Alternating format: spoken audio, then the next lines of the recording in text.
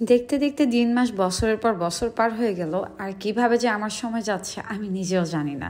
Hello everyone, আসসালামু আলাইকুম সবাইকে। আমি নওশিন, ওয়েলকাম সবাইকে আমার একটা ছোট্ট ভিডিওতে।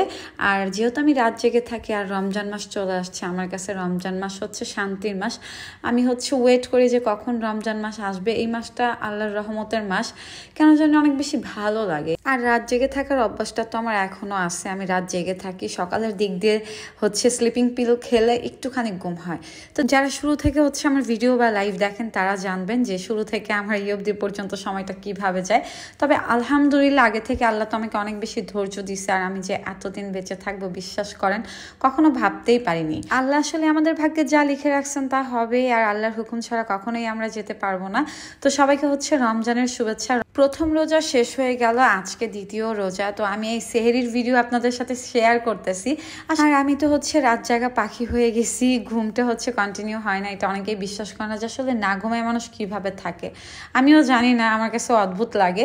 তো যাই হোক, এদিক দিয়ে আমি রান্না করতেছি, রাইস কুকারে ভাত রান্না করলাম, আর মুরগির মাংস তরকারি আর রুই মাছ ভুনা করে রাখছি। আমি 3টার দিকে খাবারগুলো গরম করতেছিলাম, যেহেতু রান্না আগেই করে রাখছি। আর এদিক দিয়ে অনেকেই দুধ কলা দিয়ে ভাত খায়, আর আমি একদমই দুধ কলা দিয়ে ভাত খেতে পাই না। আমার ছোট ভাই ও খায়, তো ওর জন্যই কলা। আর কলার যে অবস্থা বর্তমান বাজারে, সব কিছুর দাম এমনিই বেশি, আর রমজান মাসে সব কিছুর দাম আরও অনেক বেশি বেড়ে যায়।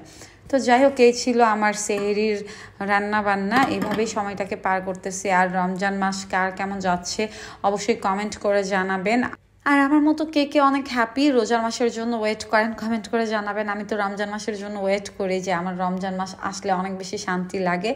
আলহামদুলিল্লাহ, আমার কষ্টগুলো হালকা হয়ে যায়। সবাই আমার জন্য দোয়া করবেন, আমিও দোয়া করি আল্লাহ যেন আপনাদের সবাইকে অনেক বেশি ভালো রাখে।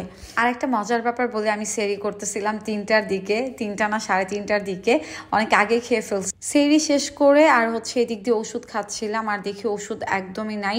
তো মাথার জন্য নাপা আর টাফনিল খুব খেতে হয় কন্টিনিউ। আমার নাপা ওষুধটা লাগে, আরও অন্যান্য অনেক ওষুধ আছে খেতে হয়।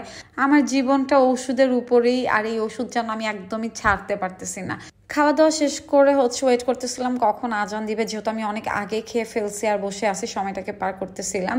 আর রাতের বেলা জানালা খুলে বা ছাদে উঠে আকাশ দেখতে আমার অনেক বেশি ভালো লাগে। আকাশের দিকে তাকাইলে মনে হয় যেন আল্লাহর সাথে কথা বলতেছি, আর আল্লাহ যেন আমার দুঃখ কষ্টগুলো শুনতেছে।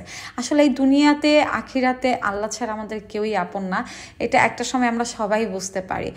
তো যাই হোক, এই ছিল আমার ছোট্ট একটা ভিডিও। আজান দিয়ে দেয়। আর সবার রমজান অনেক সুন্দর হোক, আমার জন্য দোয়া করবেন। আমিও আপনাদের জন্য দোয়া করি, আল্লাহ যেন আপনাদের সবাইকে ভালো রাখে। এই ছিল আমার ছোট্ট একটা ভিডিও। আর ভিডিওটি ভালো লাগলে অবশ্যই কমেন্ট করে জানাবেন। কে কোথা থেকে আমার ভিডিও দেখেন অবশ্যই কমেন্ট করে জানাবেন। সবাই ভালো থাকবেন, ইনশাল্লাহ দেখাবেন নেক্সট ভিডিওতে। আল্লাহ হাফেজ সবাইকে।